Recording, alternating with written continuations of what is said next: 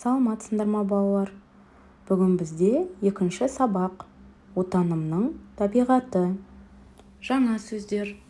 Солтүстік, оңтүстік, батыс, шығыс. Бірінші тапсырма. Тыңда, сұраққа жауап бер. Арыстан да, құлан да, жолбарыс та, жылан да, жапалақ та, қыран да, бәрі бар мұнда. Тау да, тас та, дала да, өзен көл де, қала да, бәрін отан деп атамауға бола ма?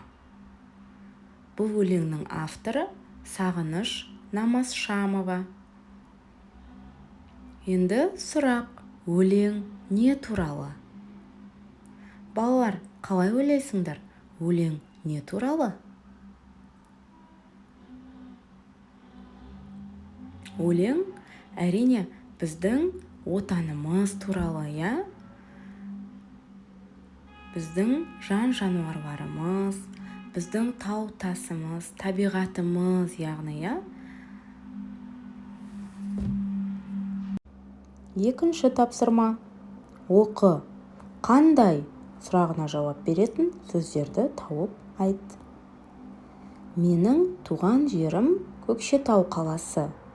Ол еліміздің солтүстігінде орналасқан. Біздің отанымыздың оңтүстік, батыс, шығысында да әсем жерлер өте көп. Менің туған жерімнің табиғаты тамаша. Таулары биік, бұлақтары мөлдір, даласы кең, ауасы қандай таза.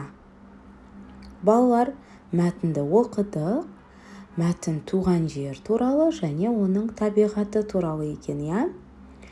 Және біз қандай сұрағына жауап беретін сөздерді тауып айту керекпіз.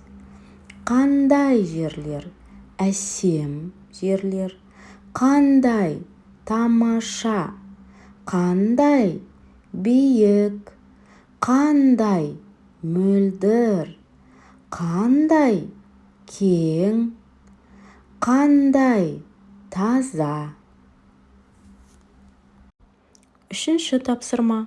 Суретке қара, әңгімелеп айт. Бізге сурет берілген.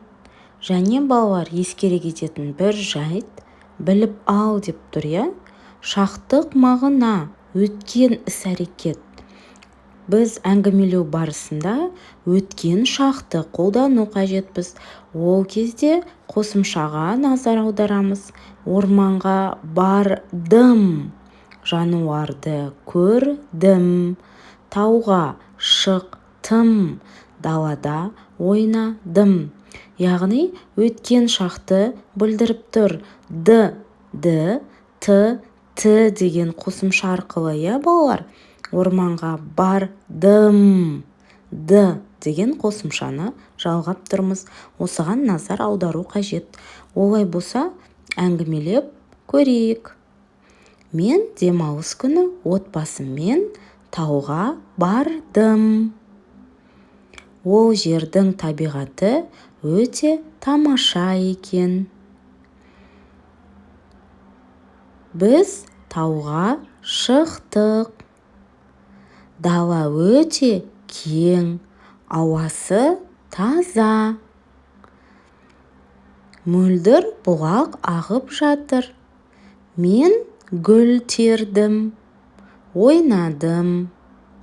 Демалыс өте керемет болды. Төртінші тапсырма. Жұмбақты шеш. Нелер сұрағына жауап беретін сөздерді буынға бөліп, көшіріп жаз. Ең алдымен балалар, нелер деген сұрақты түсініп алайық. Зат есім, заттың атын білдіретін сөз табы. Кім, не, кімдер, нелер деген сұраққа жауап береді. Мысалы, не су, нелер сулар, не мектеп, нелер мектептер. Кім оқушы, кімдер оқушылар. Кім дос, кімдер достар. Балалар, түсінікті болды ма? Олай болса, жұмбақты шешек. Жұмбақ сулары жоқ, көлдері бар. Үйлері жоқ, елдері бар. Тастары жоқ, таулары бар. Қарбыздай-ақ аумағы бар. Балалар, ол не? Қалай ойлайсыңдар? Әрине балалар, ол глобус. Жарайсың, дұрыс таптың. Енді нелер сұрағына жауап беретін сөздерді буынға бөліп жазу керекпіз. Нелер?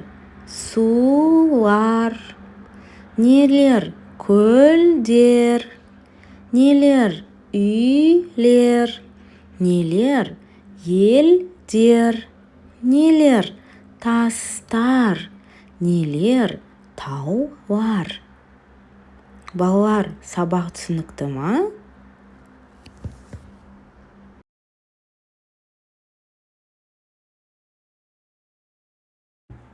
Балалар, олай болса, сабағымыз аяқталды. Сабақты жоғалтып алмас үшін каналға жазылып, лайк басып, комментарийға сұрағың мен ұсынысыңды қалдырсаң болады.